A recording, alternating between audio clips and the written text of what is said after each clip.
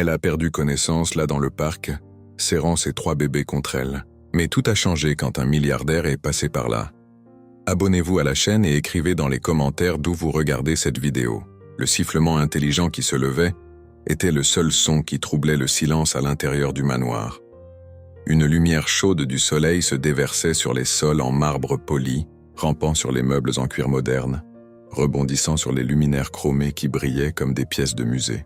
Jonathan Miles s'était éveillé bien avant que les stores ne s'ouvrent, les yeux fixés sur le plafond, les bras croisés sous sa tête. Un autre jour, un autre cycle de silence. Il se leva sans un mot, le parquet froid sous ses pieds. Un léger gémissement s'échappa de ses lèvres alors qu'il s'étirait.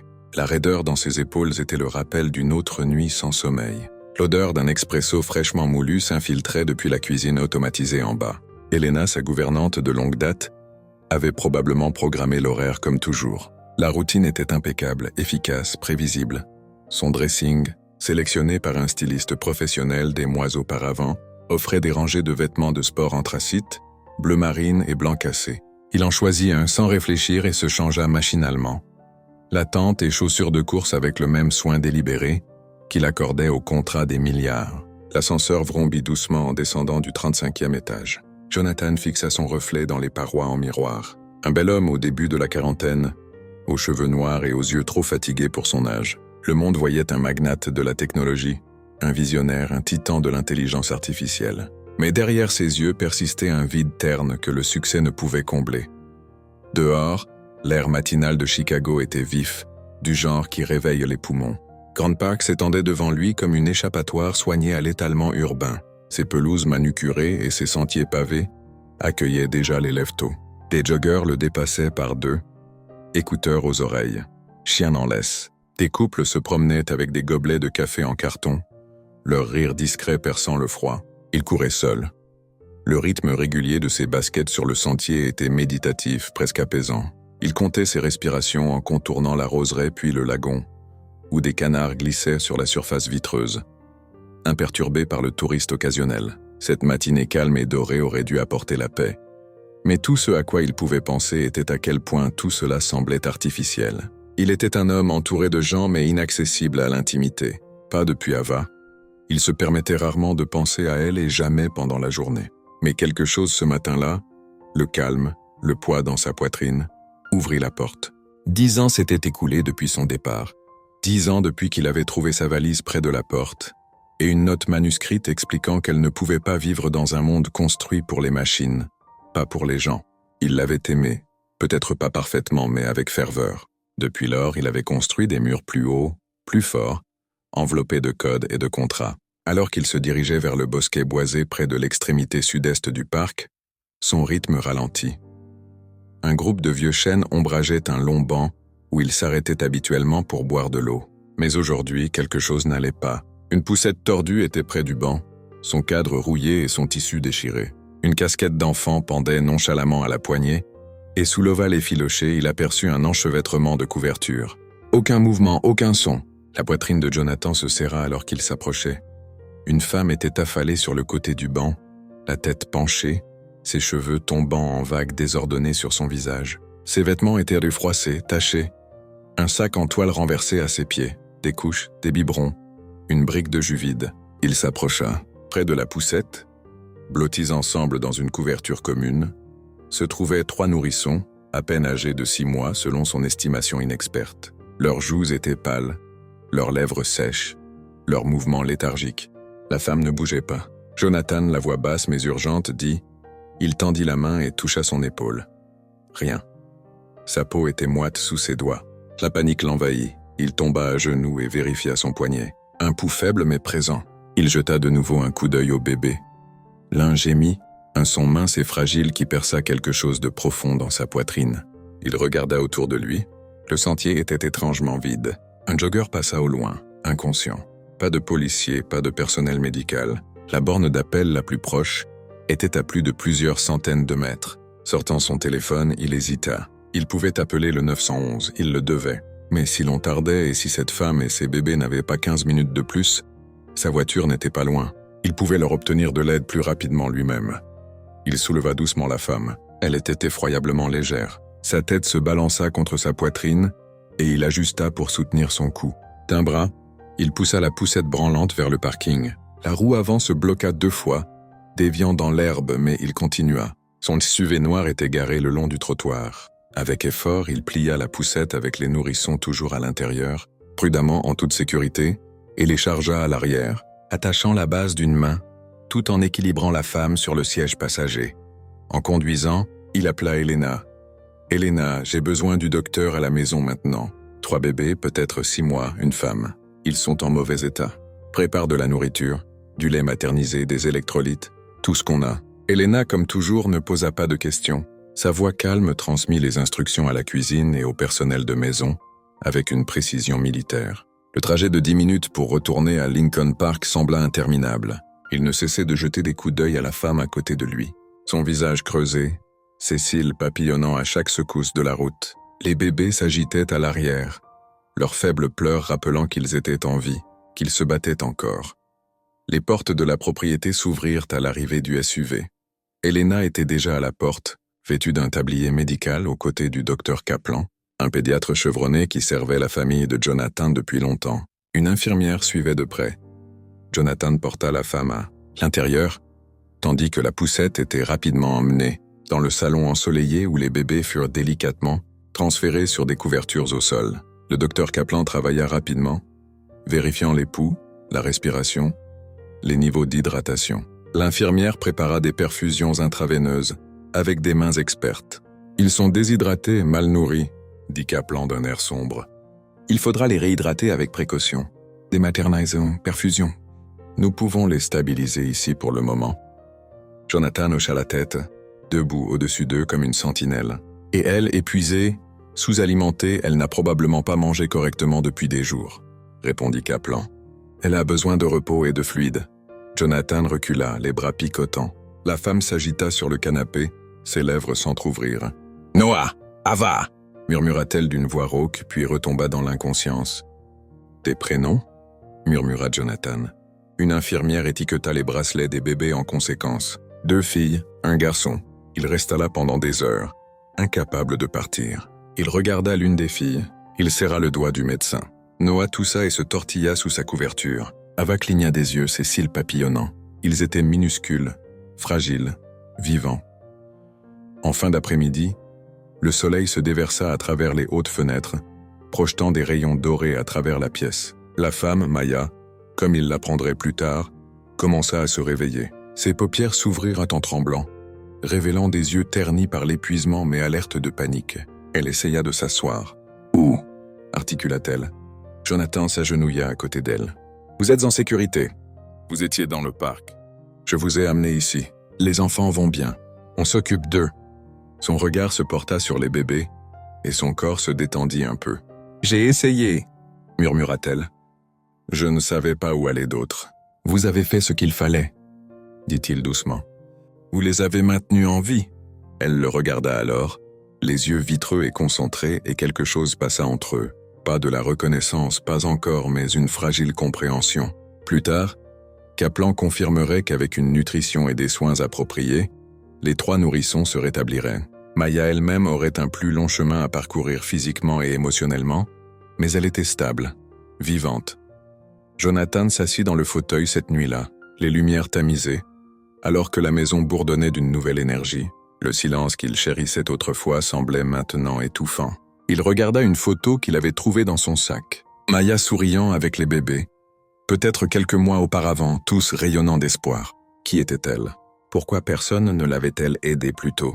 Il se leva, se dirigea vers la chambre d'enfant où les bébés dormaient maintenant dans de nouveaux berceaux commandés en quelques heures. Maya se reposait dans la pièce adjacente, sa main toujours recroquevillée de manière protectrice près de sa poitrine. Alors qu'il tirait une couverture sur son épaule, elle s'agita. « Merci », murmura-t-elle, les yeux fermés. Il hésita puis toucha légèrement sa main. « De rien », dit-il. Bien que les mots semblassent trop petits, il s'attarda un instant de plus, observant le va-et-vient de sa respiration puis sortit dans le couloir. Derrière lui, une maison autrefois gouvernée par le silence résonnait maintenant du rythme tranquille de la vie. Et pour la première fois depuis des années, Jonathan Miles ne se sentait plus tout à fait seul. Le matin arriva lentement sur le domaine des Miles, les premiers rayons de lumière s'infiltrant à travers les hautes fenêtres et projetant de doux motifs sur le plancher. Le silence dans la maison n'était plus stérile. Il avait pris une respiration propre, façonnée par le murmure étouffé des voix dans le couloir, le bourdonnement du moniteur pour bébé, le tintement lointain des ustensiles de cuisine préparant le petit déjeuner. Pour la première fois depuis des années, le rythme de la vie dans la maison de Jonathan avait changé. Il ne tournait plus autour d'algorithmes et de prévisions commerciales, mais de la respiration douce de 3 nourrissons, dans des berceaux assortis, et de la faible voix persistante de la femme. Dormant derrière la porte fermée de la suite d'invités, Maya s'agita lorsque la lumière atteignit son visage, ses doigts se refermant par réflexe sur le bord de la couverture qui avait été tirée sur ses épaules quelque part dans la nuit. Ses paupières s'ouvrirent en tremblant et pendant un moment, elle fixa simplement le plafond, chassant en clignant des yeux les restes d'un rêve dont elle ne se souvenait pas. L'air sentait le propre, légèrement floral et était inconnu. Il fallut plusieurs secondes pour que la mémoire s'installe. Le parc, la poussette, ses jambes qui avaient cédé sous elle, le visage de l'homme inquiet, indéchiffrable, planant au-dessus d'elle alors qu'elle sombrait dans l'inconscience. Elle s'assit trop vite. Une vague de vertige la traversa, l'obligeant à s'agripper au bord du lit pour se stabiliser. Son corps était endolori, non pas de la douleur aiguë d'une blessure, mais de la douleur profonde et creuse de l'épuisement. Son estomac se tordit de faim, mais c'était une douleur sourde, comme si son corps s'était habitué à ne pas attendre de nourriture. Pourtant, elle regarda autour d'elle, observant la literie couleur crème chaude, les meubles en bois poli, les rideaux voilages flottant dans une brise provenant d'une fenêtre ouverte. Elle était dans un endroit destiné au repos, à la sécurité, et pourtant son premier instinct fut la fuite. Sa main se porta à sa poitrine. Le collier était toujours là, un petit médaillon usé qui avait appartenu à sa mère. Un soulagement momentané fleurit, puis vint la panique. Les bébés, où étaient-elles? Elle repoussa les couvertures et se leva, chancelant légèrement sur ses pieds. Ses vêtements avaient été changés. Elle portait une simple robe de chambre en coton, douce contre sa peau, et ses cheveux avaient été délicatement peignés en arrière, attachés lâchement. Elle se dirigea vers la porte, l'ouvrant lentement. Le couloir au-delà était calme, ensoleillé. L'odeur de café et de pain chaud flottait. Elle suivit, ses pieds nus silencieux sur le parquet. Au bout du couloir, à travers une arche, elle s'arrêta. Ils étaient là. Noah était allongé sur le dos dans un berceau près de la fenêtre, agitant paresseusement les mains en l'air. Il a été recroquevillé sur le côté, suçant 2 doigts tandis qu'Ava faisait de petits grognements dans son sommeil, ses bras jetés de façon spectaculaire au-dessus de sa tête. Chaque berceau était orné d'une couette douce, un petit jouet en peluche niché dans le coin. La pièce était aérée, spacieuse, remplie du bourdonnement d'une machine à bruit blanc et de la lueur subtile d'une lumière de moniteur pour bébé. Elle porta une main à sa bouche. Ils étaient vivants, en sécurité, propres, et ce n'était pas grâce à elle. « Bonjour ». La voix était calme, mesurée. Elle se retourna brusquement. Jonathan se tenait dans l'embrasure de la porte, vêtu de manière décontractée d'un jean et d'un simple pull gris, une tasse de café à la main. Il la regarda avec une sorte de calme prudent, comme s'il n'était pas sûr qu'elle s'enfuirait ou s'effondrerait. « Je ne voulais pas vous effrayer », ajouta-t-il, entrant et posant la tasse sur la petite table près de la porte. « Je voulais juste prendre de vos nouvelles. Vous avez dormi près de 18 heures. » Elle hocha la tête lentement, regardant toujours les bébés, son corps immobile mais son esprit courant à toute vitesse. « Ils vont bien ?» demanda-t-elle, sa voix un murmure sec. « Ils vont mieux aujourd'hui. Le docteur Kaplan dit qu'ils auront besoin de quelques jours de plus de fluide et de les materner, mais ce sont de solides combattants. » Elle hocha de nouveau la tête et sa main se porta instinctivement au médaillon. « Merci », dit-elle après une longue pause, les mots s'épaississant dans sa gorge. « Je ne sais pas ce qui serait arrivé si vous n'aviez pas été là. » Il fit un geste doux de la main, comme pour écarter l'idée de remerciement. « Vous étiez en difficulté. Vous aviez besoin d'aide. C'est tout ce que j'ai vu. » Les yeux de Maya s'attardèrent sur lui maintenant, étudiant l'homme en face d'elle. Il était raffiné, certes, mais quelque chose dans sa présence semblait ancré. Pas de pitié, pas de performance, juste de la solidité. « Il faut que je parte », dit-elle, bien qu'elle ne bougeât pas. Jonathan ne parut pas surpris. Il s'écarta, lui laissant de l'espace. « Si c'est ce que vous voulez vraiment ?» dit-il prudemment. « Je préférerais que vous restiez au moins jusqu'à ce que vous et les enfants soyez assez forts pour être sur pied. »« Je ne peux pas vous payer !» Anne répondit-elle sans détour. Je ne vous demande rien. Les gens veulent toujours quelque chose. Il soutint son regard. Pas cette fois. Maya hésita, ses yeux se reportant sur ses enfants, puis sur son propre reflet dans la vitre de la fenêtre. Joues creuses, pommettes fatiguées mais vives. Ce n'était pas un choix entre la fierté et la dépendance. C'était la survie pour eux, pour elle-même. Elle hocha la tête une seule fois. D'accord. Pour un petit moment. Jonathan offrit un petit sourire, puis jeta un coup d'œil à la tasse de café. Le petit déjeuner est prêt quand vous le serez. Elena a fait du porridge, des fruits frais, des œufs. Il y a du jus, tout ce que vous voulez. Elle hocha de nouveau la tête et quand il partit, elle ne le suivit pas immédiatement. Elle se dirigea vers les berceaux, posant doucement une main sur la poitrine de Noah, puis sur les boucles de Lila et enfin sur le petit pied d'Ava. Ses yeux se remplirent de larmes mais aucune ne tomba. Plus tard ce matin-là, elle les rejoignit dans la cuisine. Elena l'accueillit avec une chaleur qui fit que Maya se sentit étrangement comme en famille. Il n'y avait pas de politesse forcée, pas de pitié guindée, juste le réconfort constant d'une femme qui avait géré des maisons comme celle-ci pendant des décennies. Elle tendit une assiette à Maya et dit simplement « Mange ». Maya mangea. Cet après-midi-là, elle demanda un balai. Elle insista pour faire quelque chose. N'importe quoi pour rembourser la gentillesse. Jonathan refusa d'abord, puis céda en voyant à quel point elle devenait tendue à l'idée d'une gratitude oisive. Elle balaya la chambre d'enfant, plia le linge, organisa les tiroirs de la table à langer. Elle se déplaçait avec soin mais avec un but. Le soir venu, les bébés avaient été nourris, changés et mis au lit. Le doux murmure d'une machine à bruit blanc résonnait dans la pièce alors que Maya était assise sur le canapé, les jambes repliées sous elle. Jonathan entra silencieusement, portant un petit plateau avec de la soupe et un verre d'eau. « Je pensais que vous auriez peut-être encore faim, » dit-il. Elle lui fit un sourire prudent et accepta le plateau. Il s'attarda, ne sachant pas s'il devait rester, puis s'installa dans le fauteuil en face d'elle. Pendant quelques instants, aucun d'eux ne parla. « J'étais enseignante. » dit enfin Maya, sa voix à peine plus haute qu'un murmure. Jonathan leva les yeux, attentif. En 2e année avant d'avoir les bébés, avant de perdre Tom. « Tom ?» demanda-t-il doucement. « Mon mari, accident de voiture.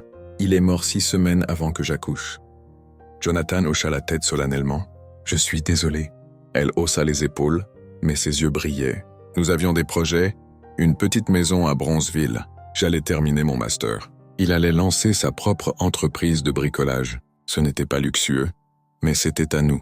Elle fit une pause puis baissa les yeux. « Quand il est mort, j'ai tout perdu. Le travail n'a pas attendu. Le loyer s'est accumulé.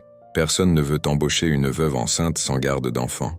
J'ai tenu aussi longtemps que j'ai pu. » Sa voix se brisa et elle déglutit difficilement. « Je les ai laissés tomber, » murmura-t-elle. Jonathan se pencha en avant, les coudes sur les genoux. « Vous ne les avez pas laissés tomber. Vous les avez amenés jusqu'ici. Cela demande plus de force que la plupart des gens n'en montrent jamais. » Elle leva les yeux vitreux. « Vous ne me connaissez même pas ? Non. Mais j'en ai assez vu pour savoir que vous n'êtes pas quelqu'un qui abandonne. » Le silence s'installa de nouveau entre eux, mais il était plus doux maintenant, plus chaleureux. « Je veux retravailler !» dit Maya, la voix plus ferme.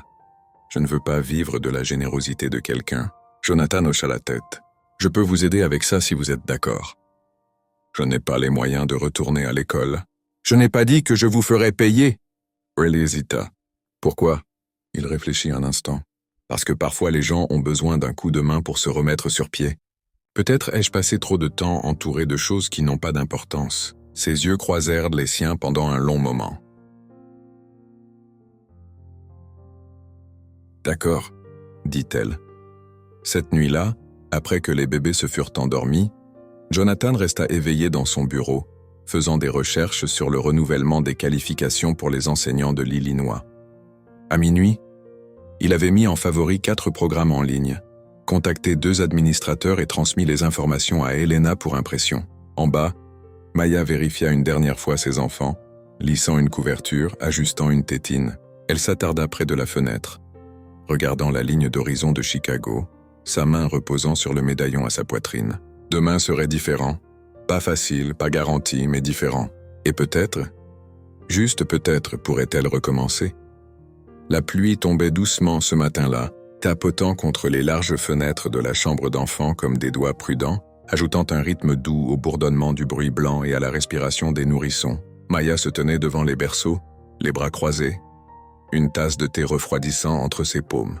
Dehors, le ciel était bas, gris et gonflé de pluie de pluie. Elle avait toujours aimé les matins comme ceux-ci, avant que tout ne s'effondre. Quand Tom mettait du jazz et qu'elle faisait des crêpes, et que la journée semblait leur appartenir, et non au monde. Maintenant, elle regardait ses 3 bébés dormir paisiblement, les joues et le ventre pleins, inconscient que la vie avait de nouveau basculé. À peine 2 semaines plus tôt, elle s'était effondrée sous le poids de l'épuisement et de la faim sur un banc de parc, les berçant avec les derniers restes de force dans ses bras. Et maintenant, la voilà dans une maison trop grande pour son imagination, au chaud et nourrie, ses enfants soignés avec un soin qu'elle n'avait pas osé espérer. Elle n'avait pas encore parlé à Jonathan ce matin-là. Il s'était levé tôt comme toujours, silencieux dans ses mouvements, comme pour ne pas perturber le nouvel équilibre qui s'était installé dans la maison. Leur conversation partagée était devenue plus naturelle au cours des derniers jours, marquée non par la pitié, mais par un respect mutuel et quelque chose d'autre qu'elle n'osait pas nommer. Il était devenu une constante, sa présence n'étant plus étrange mais solide, fiable. L'infirmière arriva en milieu de matinée pour examiner les bébés et Maya aida au pesage, enregistrant soigneusement chaque chiffre avec une satisfaction tranquille. Il prenait du poids lentement mais sûrement, elle en maillot de corps, puis fredonnant doucement tandis que la pluie glissait sur la vitre. Le moment semblait paisible, entier. Puis on frappa à la porte d'entrée. C'était subtil au début, facile à ignorer. Mais un deuxième coup, plus ferme, insistant. Maya tourna la tête vers le couloir, confuse. Elle n'attendait personne. Peu de gens savaient même où elle était. Et puis elle l'entendit. La voix basse, légèrement haussée d'un des gardes de sécurité du domaine. « Monsieur, vous devez vous éloigner de la grille. » Maya se figea. L'infirmière ne remarqua rien, continuant d'ajuster un moniteur sur le berceau d'Ila. Mais le cœur de Maya avait déjà commencé sa descente dans un puits de froid. Une autre voix suivit, plus rude, familière, trop familière. « J'ai le droit de la voir. C'est de la famille. Je ne pars pas. » Les genoux de Maya fléchirent. Elle s'éloigna des berceaux, sa tasse lui glissant de la main et atterrissant avec un bruit sourd sur le tapis.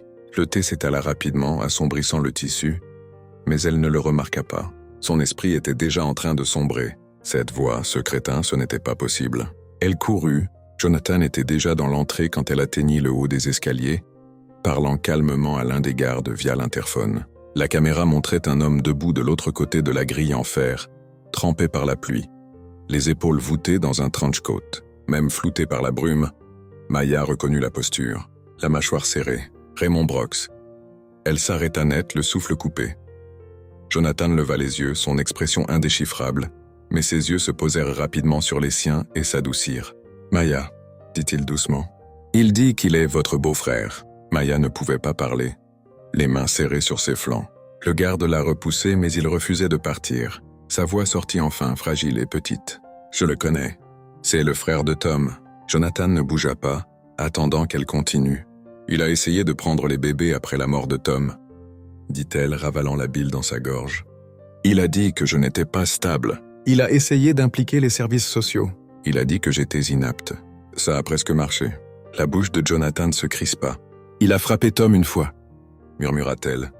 Il essayait de tout contrôler. Il disait que je déshonorais cet homme. Après les funérailles, il est venu au refuge. Il a dit que je devais lui donner les enfants parce que j'étais trop brisé pour les élever. Le souvenir revint avec une vivacité écœurante. Raymond criant devant les portes du refuge, ses bras enroulés autour d'eux trois, sa voix brisée par les sanglots. Personne n'était venu l'aider. Personne ne l'avait cru. Pas entièrement. Jonathan expira lentement, la mâchoire se contractant. Il se tourna vers le garde à travers l'interphone. « Dites-lui qu'il n'est pas le bienvenu. S'il ne part pas, appelez la police de Chicago et déposez une plainte pour violation de propriété. Faites-le maintenant. » Maya s'avança. « Non, dit-elle, la voix tremblante. Si c'est lui, s'il sait encore, je dois lui parler. » Jonathan se tourna vers elle, fronçant les sourcils. « Maya, vous n'avez pas besoin de l'affronter. Si je le dois, dit-elle fermement. Si je ne le fais pas, il n'arrêtera pas. Je le connais. Il trouvera un autre moyen. Il le fait toujours. » Leurs yeux se croisèrent, et Jonathan vit la tempête se former derrière sa peur. Elle n'était plus seulement une femme effrayée. C'était une mère prête à se battre. « D'accord, » dit-il finalement, « mais je serai avec vous. » Les gardes ouvrirent légèrement la grille, et Raymond fut escorté sur l'allée d'entrée, son manteau dégoulinant, ses yeux balayant la façade avec une expression de dégoût suffisant. Il paraissait plus vieux que dans les souvenirs de Maya, plus lourd, plus grisonnant, mais la cruauté aiguisée de son expression ne s'était pas émoussée. « Alors, c'est vrai, » dit-il en hochant la tête vers la maison. « Tu vis dans un manoir maintenant ?» Maya se tenait derrière Jonathan, les bras croisés, le menton haut. « Qu'est-ce que tu veux, Ray ?» Il eut un sourire narquois. « Tu sais ce que je veux ? Ces enfants sont de mon sang, mon sang. Tu ne peux pas espérer les garder ici en vivant de l'argent d'un étranger, en te pavanant comme une fêtarde. » Jonathan s'avança, sa voix calme mais résolue. « Vous êtes sur une propriété privée. Dites ce que vous êtes venu dire et partez. » Ray dévisagea avec un ricanement. « Oh, je vois. » C'est ton choupain, dit-il, hochant la tête. Maya logicienne. Les mains de M se crispèrent. « Tu n'as pas le droit de me parler comme ça, » dit-elle en se plaçant à côté de Jonathan. « Tu n'as pas le droit de te pointer ici et de faire comme si tu t'en souciais. Tu n'as pas levé le petit doigt pour nous depuis plus d'1 an. »« J'ai parlé à des gens, » rétorqua-t-il. « Services familiaux, avocat. Tu n'as pas les droits de garde ? Pas officiellement. »« J'ai encore une chance. »« Non, tu n'en as pas, » répliqua Maya, la voix s'élevant. « Tu ne peux rien décider pour mes enfants. Un juge t'a déjà débouté une fois. » Ray sourit narquoisement, s'avançant jusqu'à ce que les gardes le bloquent. « On verra ce que dira le prochain juge. » Maya ne lâcha pas. « Sors de cette propriété, et si tu t'approches de nous à nouveau, j'obtiendrai une ordonnance restrictive. » Ray ouvrit la bouche pour répondre, mais le garde intervint, le guidant fermement. Ses yeux la brûlaient alors qu'il partait. « Ce n'est pas fini, » cracha-t-il. « Tu n'es pas apte, je le prouverai. » Alors que les portes se refermaient derrière lui, la pluie redoubla, effaçant les marques de ses bottes de l'allée. Maya ne bougea pas. Elle resta là, tremblante, jusqu'à ce que Jonathan pose doucement une main sur son épaule. « Ça va ?» demanda-t-il. Elle secoua la tête. « Non, » dit-elle, « mais ça ira. » À l'intérieur, les bébés s'étaient réveillés. Maya retourna vers eux, ses mouvements raides, sa voix basse alors qu'elle berçait Hila dans ses bras. Jonathan se tenait silencieusement près de la porte, la regardant. Il vit la façon dont ses épaules se tendaient, la façon dont ses lèvres se pressaient fermement pour retenir ses émotions. Plus tard dans la nuit, après que les bébés se furent endormis et que la pluie eut cessé, il la trouva dans la bibliothèque. Elle était assise près de la fenêtre, un verre d'eau intact à côté d'elle. « Il n'arrêtera pas, » dit-elle sans le regarder. « Non, probablement pas. J'ai peur, » admit-elle. « Pas seulement de lui, de les perdre. Que quelqu'un décide que je ne suis pas assez bien. » Jonathan s'assit en face d'elle. « Personne qui a vu ce que vous avez fait pour eux ne pourrait croire ça. »« Il a de l'argent maintenant, » continua-t-elle. « Il a des relations que je n'ai pas, moi, si, » dit-elle doucement. « Jonathan, je les ai et elles sont à vous maintenant. » Elle le regarda enfin. Il y avait quelque chose dans son expression, brute, vulnérable, mais brûlant d'une force tranquille. « Je ne veux plus me cacher, » murmura-t-elle. « Je veux me battre, mais j'ai besoin d'aide. »« Vous l'aurez, » dit-il. « J'engagerai les meilleurs. Nous officialiserons la garde exclusive, quoi qu'il en coûte. » Elle hocha la tête, les yeux brillants. « Je ne sais pas pourquoi vous faites tout ça, » dit-elle. « Mais merci. » Jonathan se pencha légèrement en avant. «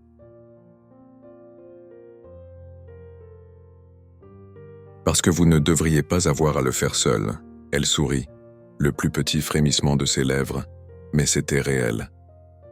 Cette nuit-là, il passa le premier appel à un avocat spécialisé en droit de la famille.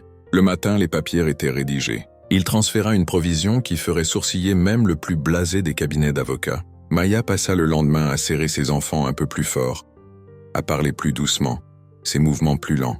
Il n'y avait plus de place pour la peur, seulement de l'espace pour la résolution. Elle avait fini de fuir, et elle savait maintenant que quelqu'un avait enfin décidé de courir à ses côtés. Le matin après l'intrusion de Raymond arriva, enveloppé d'un calme trop tranquille pour être digne de confiance. La pluie était passée, laissant derrière elle un éclat brillant sur les marches en pierre du manoir et les arbres lointains le long du périmètre du domaine. L'air semblait plus lourd que d'habitude, rempli de la tension qui persistait dans chaque recoin de la maison, bien que Raymond ait été éloigné, bien que les formalités juridiques soient en cours, le sentiment de violation demeurait. Pour Maya, la confrontation avait déclenché une tempête bien plus profonde que tout ce qui était tombé du ciel. Pourtant, elle se leva tôt, nourrit les bébés, les baigna avec soin et les habilla des grenouillères douces qu'Elena avait lavées et pliées la veille. Ses mains bougeaient avec une certitude exercée, mais sa poitrine semblait vide. La façon dont Raymond l'avait regardée comme si elle n'était rien résonnait comme un bleu derrière ses côtes. Pourtant, chaque fois qu'elle tenait les petits doigts d'Ava, chaque fois que Noah gazouillait au plafond ou qu'il la reculait depuis son berceau, une flamme se ravivait en elle. Elle avait déjà trop perdu. Elle ne les perdrait pas. Jonathan ne l'avait pas encore vu ce matin-là, mais elle savait qu'il était proche. Il l'était toujours. Sa présence était devenue une force tranquille et stabilisatrice dans ses journées. Il ne la surveillait pas, ne l'étouffait pas de sympathie ni n'insistait sur la discussion. Au lieu de cela, il lui laissait de l'espace, de la place pour respirer, pour trouver son équilibre, pour mener la bataille qu'elle devait mener sans être submergée par ses ressources ou sa protection.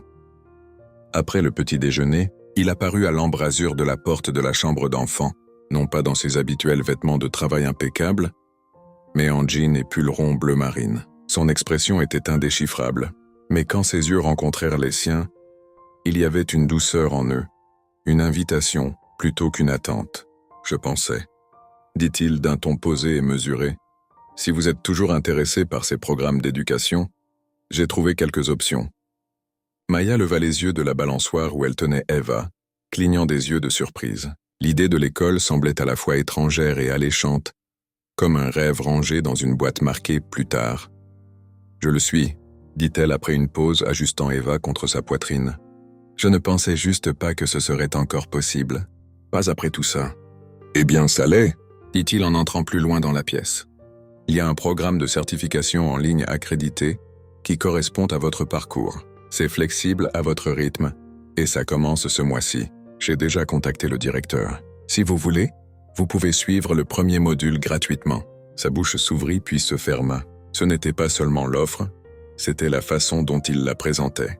Pas comme une charité, pas comme une obligation, mais comme quelque chose qu'elle avait tout à fait le droit de poursuivre. Il ne lui faisait pas un cadeau. Il lui offrait un pont. « Quel est le piège ?»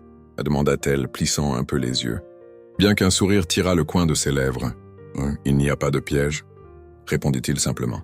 « Sauf si vous considérez l'utilisation de mon bureau à domicile pendant les cours sur Zoom.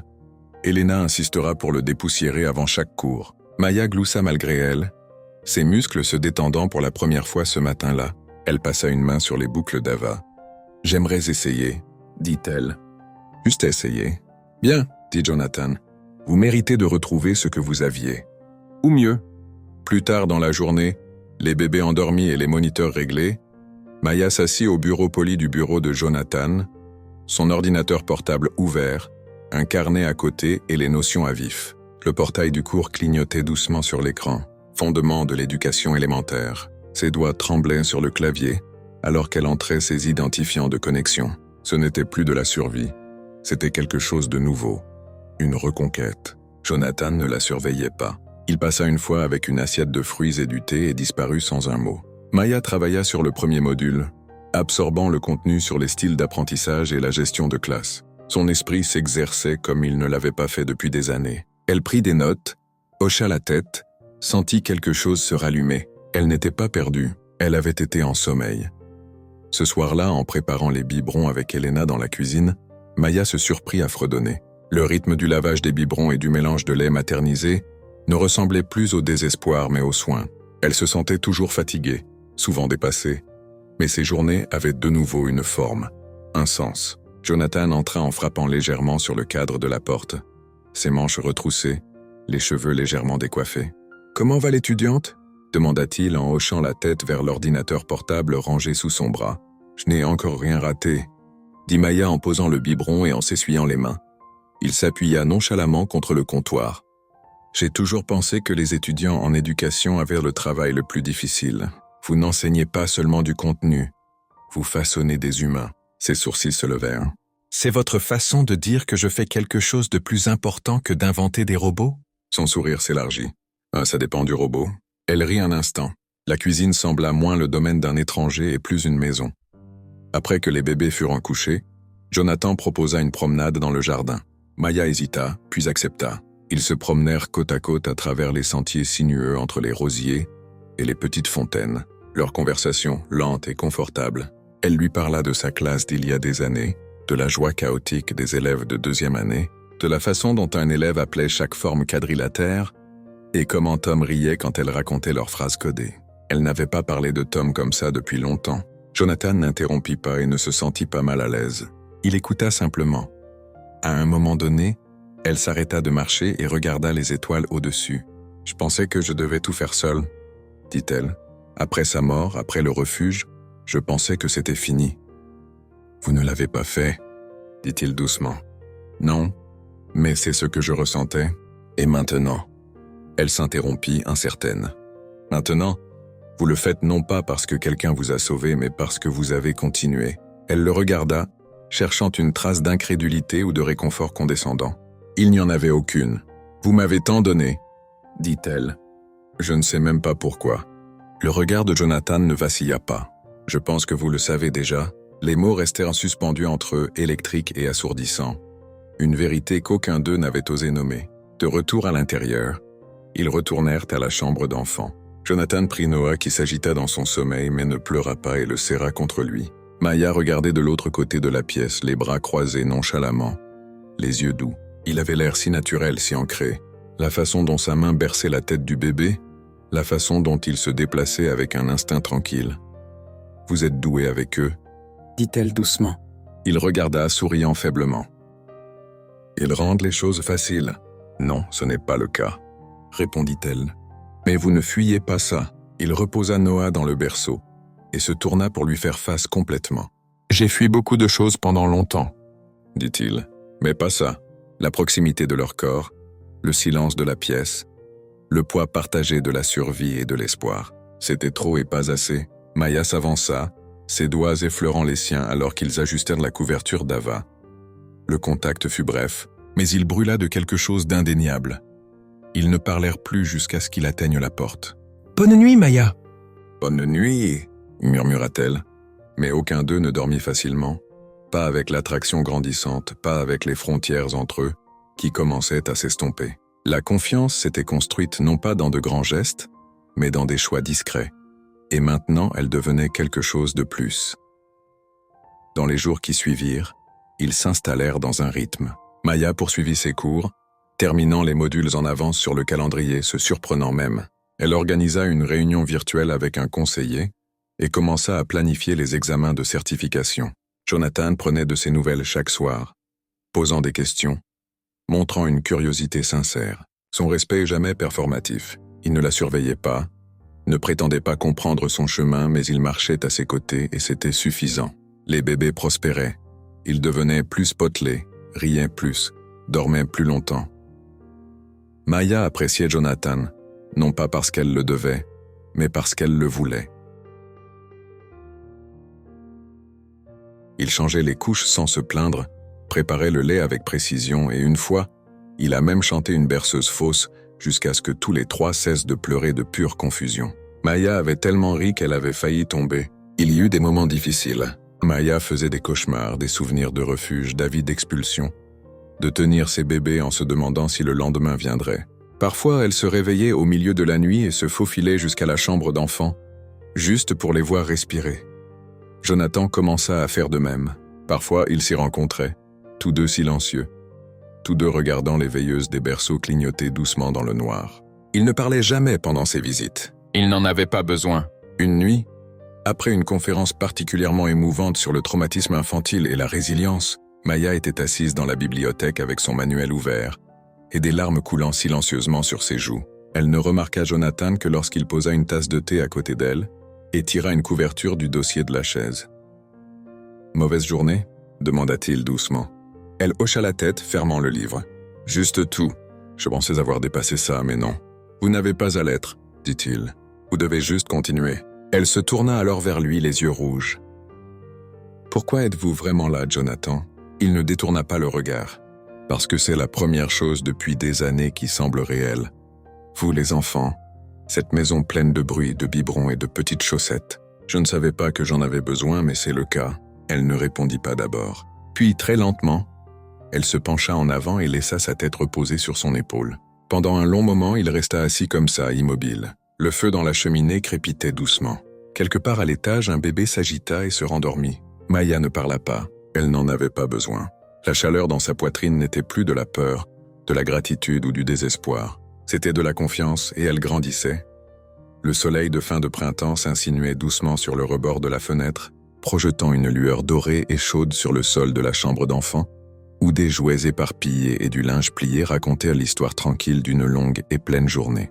La maison respirait maintenant du poids de la vie. Chaque couloir résonnait d'un rire, d'un bruissement, d'un soupir de fatigue. Ce n'était plus le musée immaculé et quasi silencieux de l'existence d'un milliardaire. C'était désordonné et rythmé, rempli du chaos de jeunes enfants et du genre de chaleur qui donnait aux pièces les plus vides une impression de vie. Maya venait de coucher, frottant doucement de petits cercles sur le dos d'Ava, jusqu'à ce que les paupières du bébé s'alourdissent.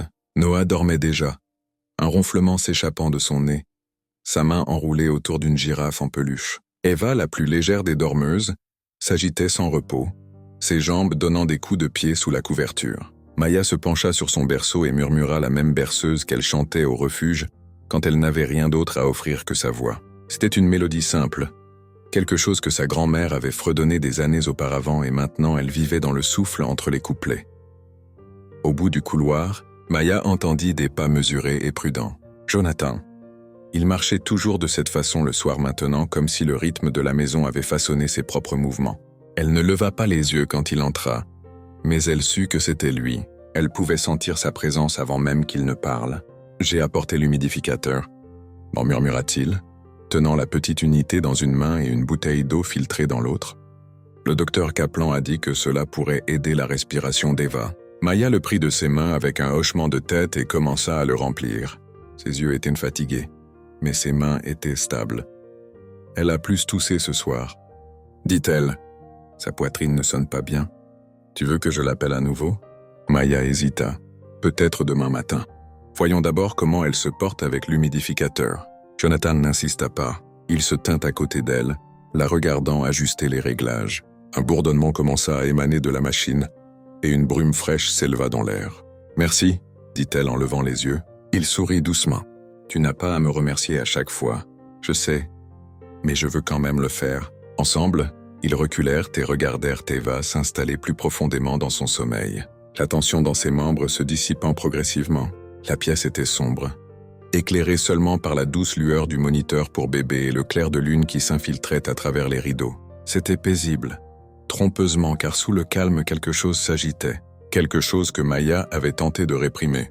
Elle se tourna vers Jonathan, la voix basse. « As-tu déjà l'impression d'attendre que quelque chose tourne mal, comme si les choses ne pouvaient pas rester aussi bien ?» Son expression changea légèrement, mais assez pour qu'elle y voie la vérité. « Tous les jours », admit-il. Ils restèrent en silence pendant un long moment. Puis Maya se dirigea vers la porte et Jonathan la suivit. Ils sortirent dans le couloir, fermant la porte de la chambre d'enfant derrière eux. « Je crois que j'ai juste peur », dit-elle, sa voix à peine plus qu'un souffle. De l'importance de tout ça, de la facilité avec laquelle tout pourrait s'effondrer. Jonathan entendit la main et prit la sienne.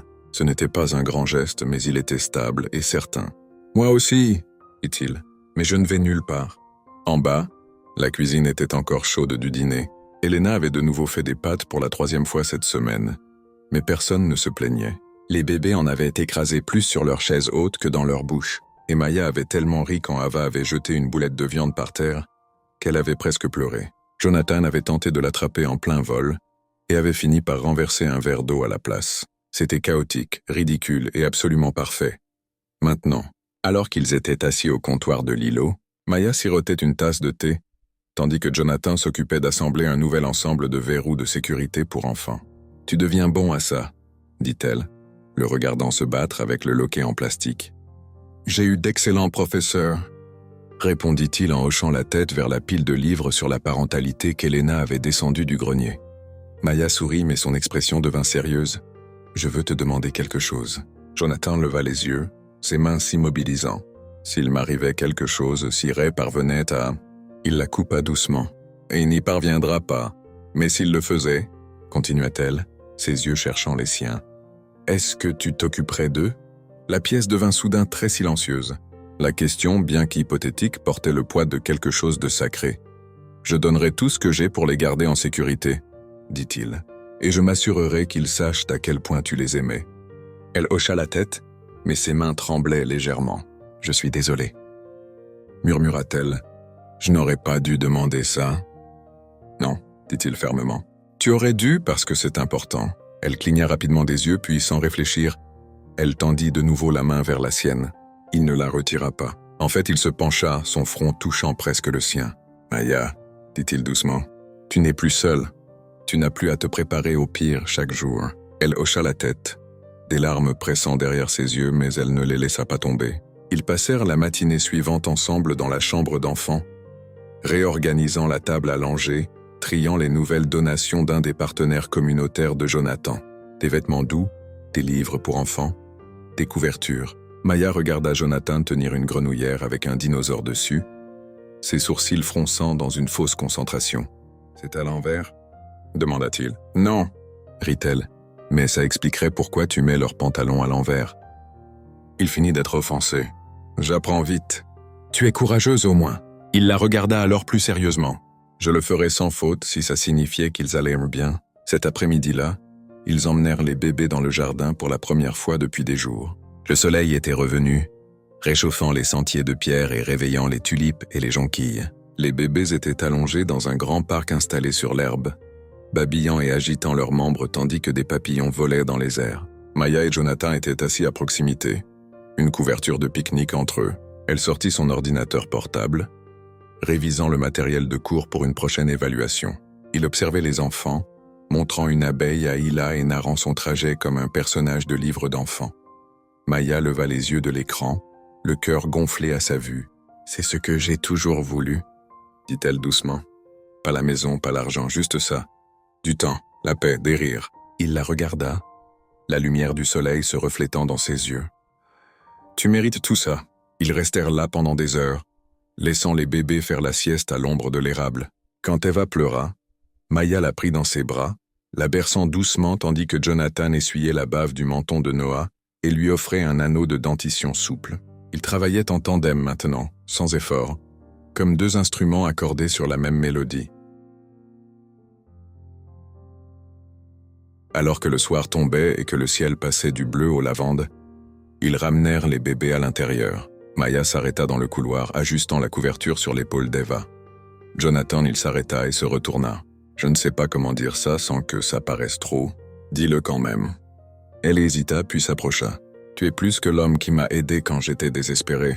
Tu fais partie de ça maintenant. Une partie de nous. » Le regard de Jonathan ne vacilla pas. Il tendit la main et écarta une mèche de cheveux de son visage. « Et tu es plus qu'une mère qui avait besoin d'être sauvée, » dit-il. « Tu t'es sauvée toi-même. J'ai juste de la chance d'avoir pu en être témoin. » Leurs yeux se croisèrent un long moment. Puis doucement Maya se pencha et l'embrassa. Ce n'était ni précipité ni hésitant. C'était calme, constant, l'aboutissement d'innombrables petits moments de peur et de rire partagés, de changements de couche et de chuchotements de minuit. Sa main vint se poser au creux de son dos, et elle se fondit dans l'espace où il la tenait. Quand ils se séparèrent enfin, elle posa son front contre le sien. « Je crois que je suis en train de tomber amoureuse de toi », murmura-t-elle.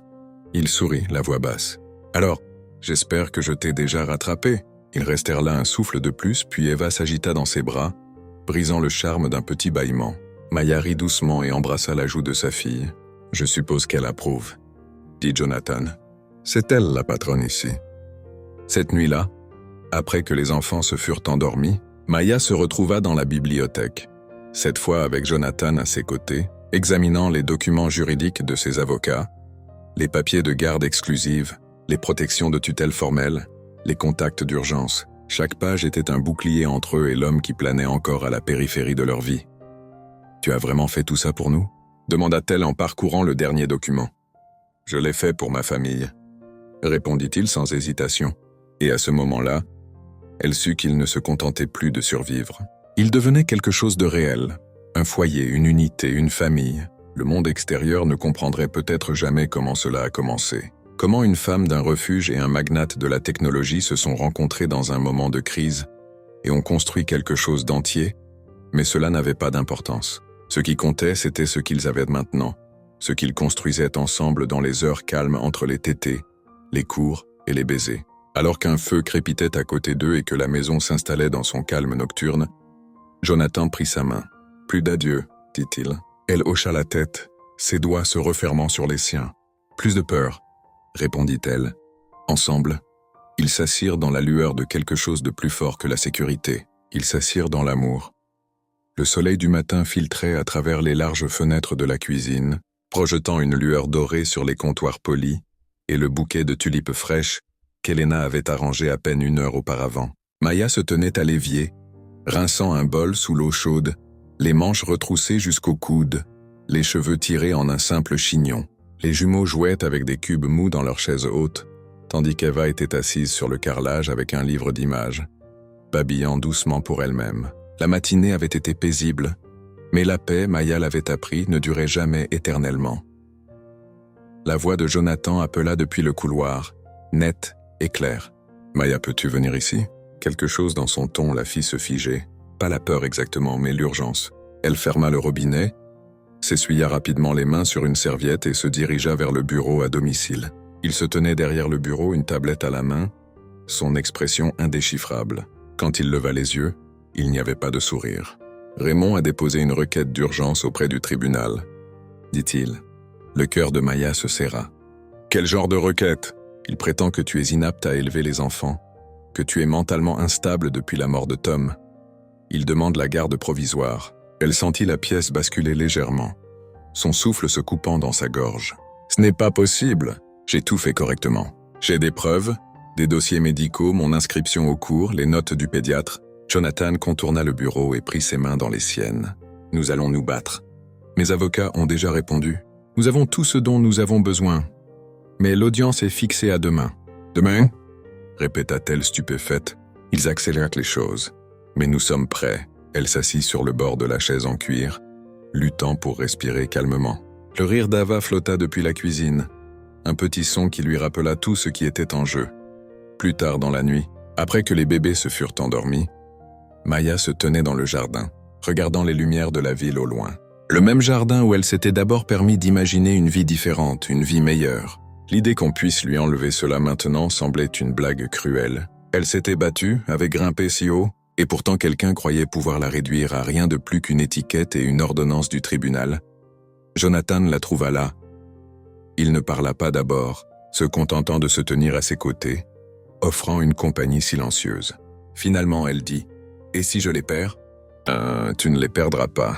Mais si je les perds... » Il se tourna pour lui faire face. « Alors, je me battrai avec toi.